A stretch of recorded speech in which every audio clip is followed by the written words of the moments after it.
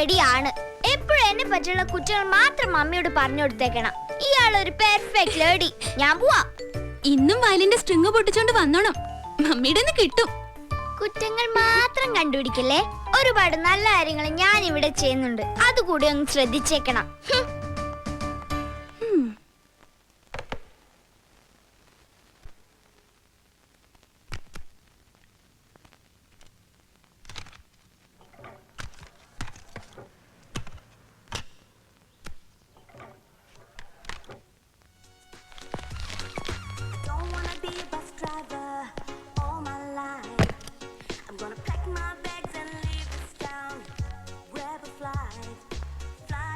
ഇന്ന് അവധിയല്ലേ?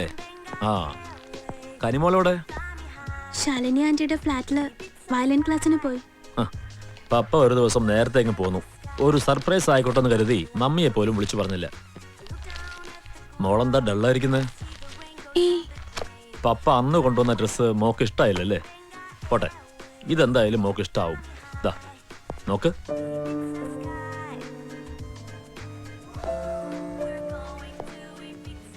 How is this? എന്താ ഇത് ഇഷ്ടായില്ലേ? അതോ ഇഷ്ടമാവാത്തത് പപ്പയാണോ?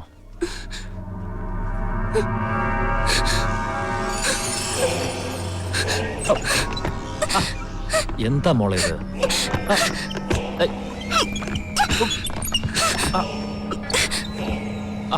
മോൾ എന്തിനാ പപ്പയെ പേടിക്കുന്നത്?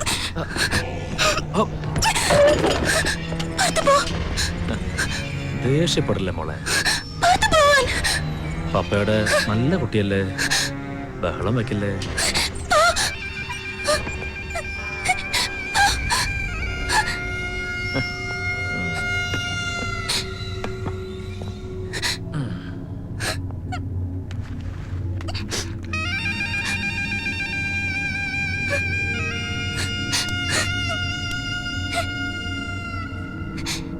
മോളോട് ഇരിക്കേ.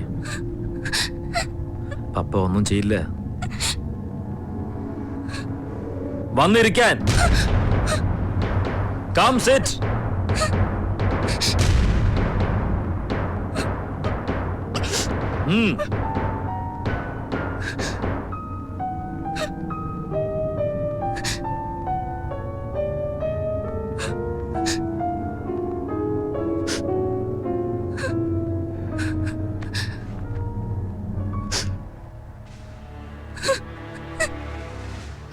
മോള് പിന്നെയും പേടിച്ചു അല്ലേ?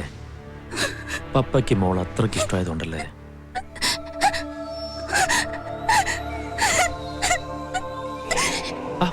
കരയില്ലേ? എന്തിനാ മോള് കരയുന്നേ? പപ്പ ഒന്നും പറഞ്ഞില്ലല്ലോ. Come on come on.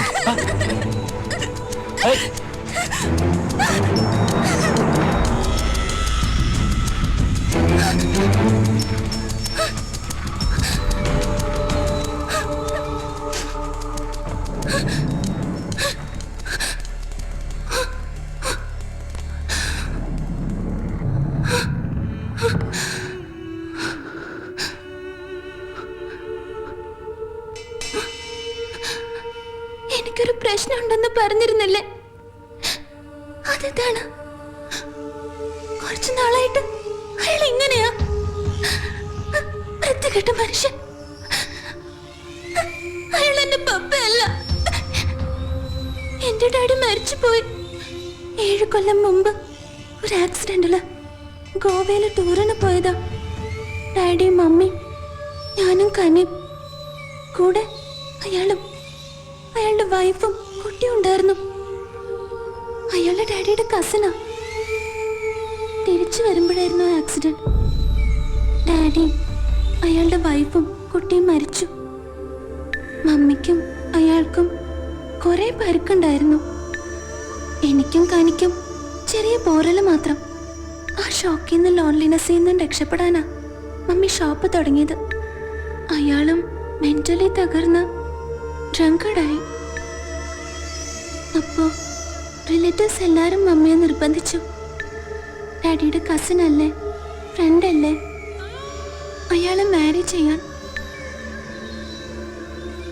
അന്നൊക്കെ എനിക്ക് വലിയ ഇഷ്ടമായിരുന്നു അയാളെ. പക്ഷേ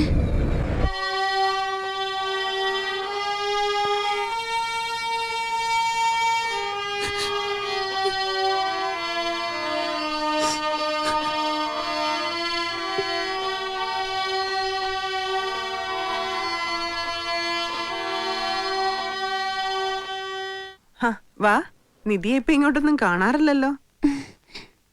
ഇരിക്ക്. ഇല്ല, ഞാൻ അവിടെ ഇരുന്ന് ബോറടിച്ചപ്പോ നന്നായി പ്ലേ ചെയ്തോണ്ടിരുന്ന ഇയാള് വെറുതെ നിർത്തി അല്ലേ? അത് പിന്നെ മടി. അതിലും മടിയാ ഇപ്പൊ അനിയത്തി കുട്ടിക്ക് അല്ലേ കനി?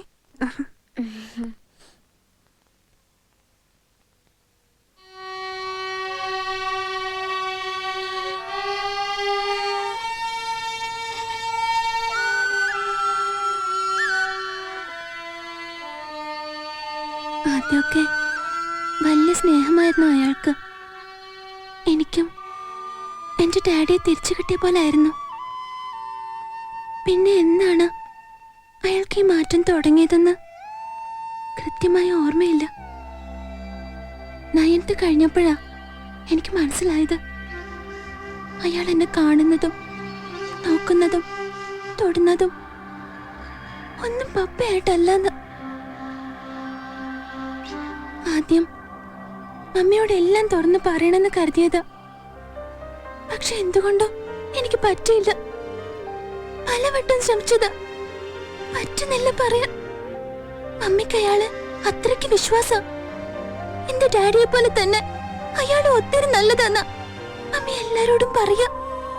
അല്ലാന്ന് മമ്മി അറിയുമ്പോ എന്തായിരിക്കും മമ്മിയുടെ അവസ്ഥ? അത് ഓർക്കുമ്പോ എനിക്ക് പേടിയാ. ചിലപ്പോ മമ്മി ആകെ തകർന്നു പോയെന്ന് വരും. മമ്മിയുടെ ലൈഫ് തന്നെ പോവും. ഇല്ല, എനിക്ക് പറയാൻ കഴിയില്ല മമ്മിയോട്. പക്ഷെ അറിയാതിരുന്ന എത്ര കാലം എനിക്ക് പിടിച്ചു നിൽക്കാൻ പറ്റും? പിന്നെ പിന്നെ കനി വളരല്ലേ.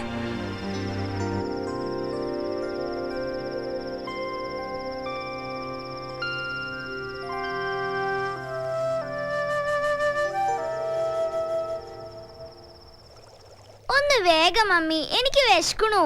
റെഡിയായി, മോളിരുന്നോ? മമ്മി ഷോപ്പ് അടിച്ചു വന്നിട്ട് ഭക്ഷണം ഉണ്ടാക്കുന്ന ഈ ഏർപ്പാട് നിർത്തണം. മനുഷ്യനിവിടെ വിശന്ന് ചാവും. രണ്ടുപേർക്കും ഉണ്ടാക്കി കഴിക്കായിരുന്നല്ലോ. സാധനങ്ങളൊക്കെ ഇവിടെ ഉണ്ട്. അതെങ്ങനെയാ? ഒരു മടിച്ചല്ലേ കൂടിയുള്ളത്.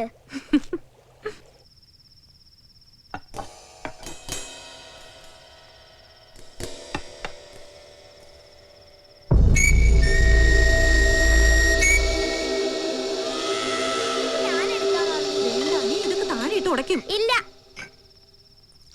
മോഹൻ ഇരുന്നോ? വിശന്നു അല്ലേ? ഏയ്, നിധി എവിടെ? ചേച്ചി ഫുഡ് റെഡി.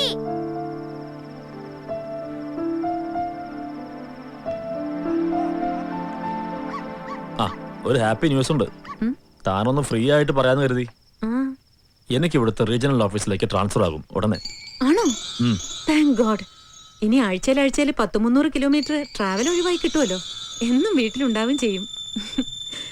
ഈവനിങ് 6 to 8 ഇവിടെ കുട്ടികൾ തനിച്ചാവുന്നതിന്റെ ടെൻഷൻ അതും മാറിക്കിട്ടും. മോളെ വന്ന് കഴിക്കേ. നീ കേട്ടോ, പപ്പയ്ക്ക് ഇങ്ങോട്ട് ട്രാൻസ്ഫർ.